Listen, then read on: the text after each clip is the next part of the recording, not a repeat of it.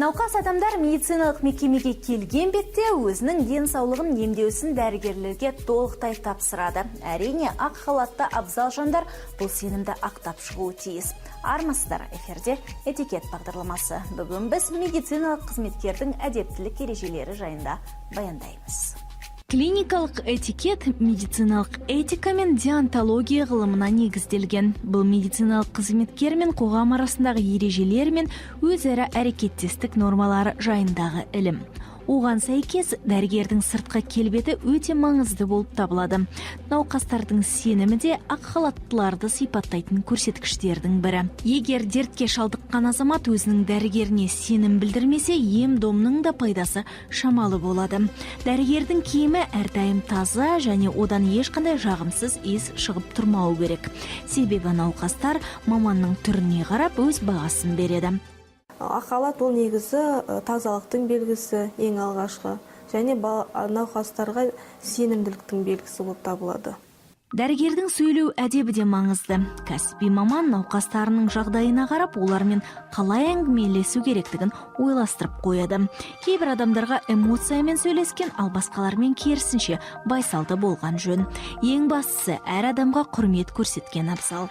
Егер дәрігер ұрысып дауысын көтерсе, немесе науқастарды қорқытса, ол оның имиджіне кері әсерін тигізеді.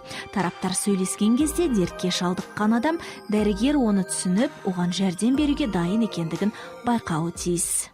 Науқастарға өзіңізді алаңдатып жүрген мәселелер жайында айтудың қажеті жоқ. Мәселен, ақшаңыз жетіспей, жұмысыңызда кедергілерге кезіксеңіз, әлде үйдегі жағдайлар мазалап жатса да, ем алып жатқан азаматтар ол туралы білмеуі тиіс. Сіз науқастармен тек олардың денсаулығы мен ем-дом туралы ғана әңгімелесе аласыз.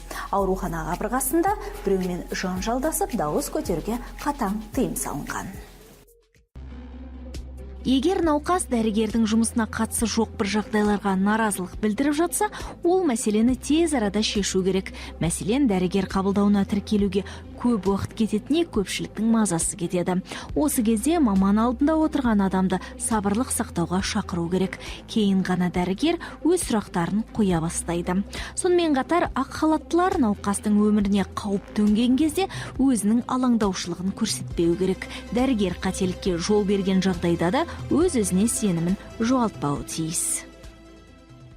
Қазақстан Республикасының денсаулық сақтау министрлігінің протоколына сәйкес біз науқас балаларға, яғни емдеу тәсілінен және зерттеу тәсілдеріне байланысты сол протоколмен жұмыс жасаймыз. Сол протоколға байланысты кейбір диагнозды қоя аламыз. Кейбір жағдайда аурудың жасырын формасы кездеседі. Сол жасырын формасы болған кезде біз қосымша жаңағыдай лабораторлық, зертханалық зерттеулермен қосымша зерттеу жасап, дәрігерлерге жіберу арқылы қорытынды диагноз қоямыз.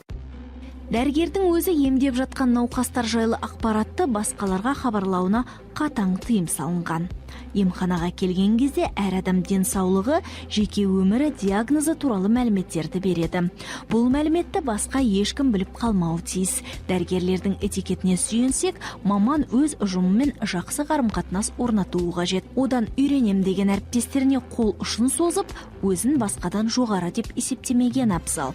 Әсіресе емделіп жатқандардың көзінше мұндай әрекеттерге жол бермеу керек. Кейбір кезде медициналық қызметкерлер науқастармен өрескел сөйлесіп, оларға ұзақ уақыт бойы жәрдем беруден бас тартады. Медбикелер алдына келген адам бір нәрсені білмей жатқанда дауысын көтеретін оқиғалар жиі болып тұрады. Мұндай әрекеттер туралы мекеме басшылығына дер кезінде хабарлаған жөн. Өйткені тәжірибе жинауға келген жас мамандар бұл теріс қылықтарды байқап, кейін үлгі алуы әбден мүмкін. Ал егер медбике науқаспен сыпайы сөйлесіп, қажетті көмек көрсетсе, емделуші оны міндетті түрде байқап, оң бағасын береді. Себебі жылы сөздер кез келген адамның көңілін көтеретіні белгілі.